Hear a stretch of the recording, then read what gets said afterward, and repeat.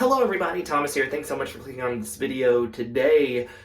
On Twitter, it's trending, The Amazing Spider-Man 3. Now, before we get into any type of spoilers, I want to make sure that you have seen Spider-Man No Way Home before going on into this video. It seems a little bit weird if you don't know the context of what's going on, but make sure to be here if you want to be spoiled or if you've already seen the movie. Now, The Amazing Spider-Man 3 is trending on Twitter because Marvel fans, Sony fans, Spider-Man fans are talking about wanting to see Andrew Garfield come and play The Amazing Spider-Man 3, or Spider-Man in The Amazing Spider-Man 3, continuing the story because Andrew Garfield does not get the credit he deserves for these movies. The Amazing Spider-Man and The Amazing Spider-Man 2 were with Andrew Garfield as Peter Parker and Emma Stone as Gwen Stacy.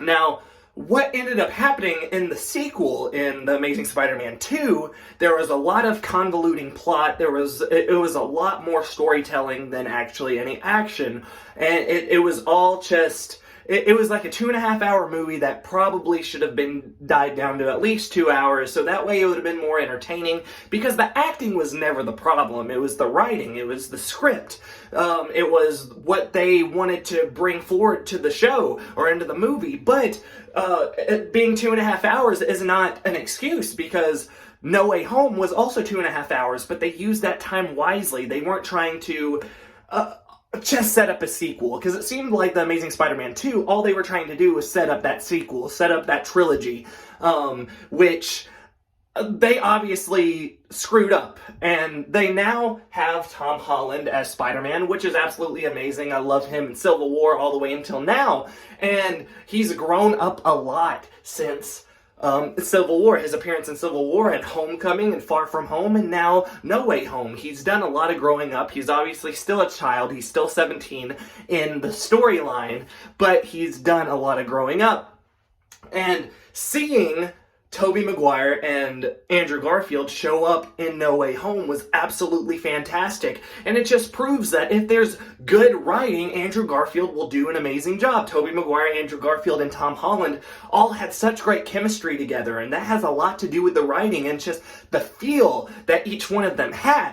Now, The Amazing Spider-Man, the first one is very, very good, actually. Andrew Garfield's portrayal is good, Emma Stone's portrayal is good, and their dynamic together, their love interest, their love together is so believable and nice. It is very nice, and it's just so crazy to think that people think that the series as a whole, The Amazing Spider-Man, is awful, and that's not the case. There's a lot of good to look at when it comes to that series, including just the acting itself. Now, there's two options that they could go. They could either go sequel and do The Amazing Spider-Man 3 with Andrew Garfield, or they completely reboot it with Andrew Garfield in the helm and bringing back Emma Stone as Gwen Stacy, so that way they could properly restart everything. Yeah, it would probably be another rehash of the storytelling and all that kind of stuff, or the intro to Spider-Man,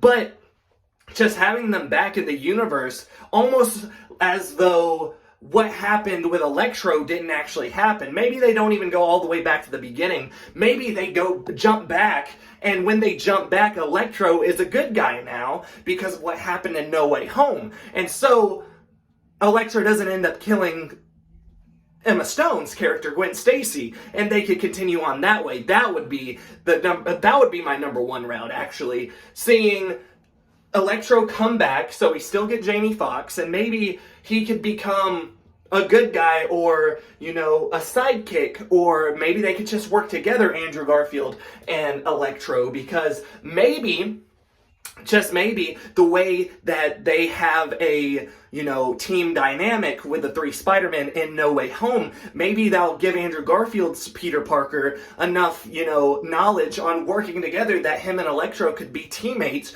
going against whoever they need to go against. I feel like that would be an amazing situation. And another thing is just having a complete sequel. As soon as he pops back, everything's basically the same thing, but it would be amazing if Emma Stone did come back as Gwen Stacy. I know that they're not in a relationship anymore, but that doesn't mean they can't be good actors together, because Andrew Garfield is fantastic in everything I've ever seen him in. Emma Stone is great in everything I've ever seen her in. So I think that they would work amazingly together, even though they're not actually together anymore.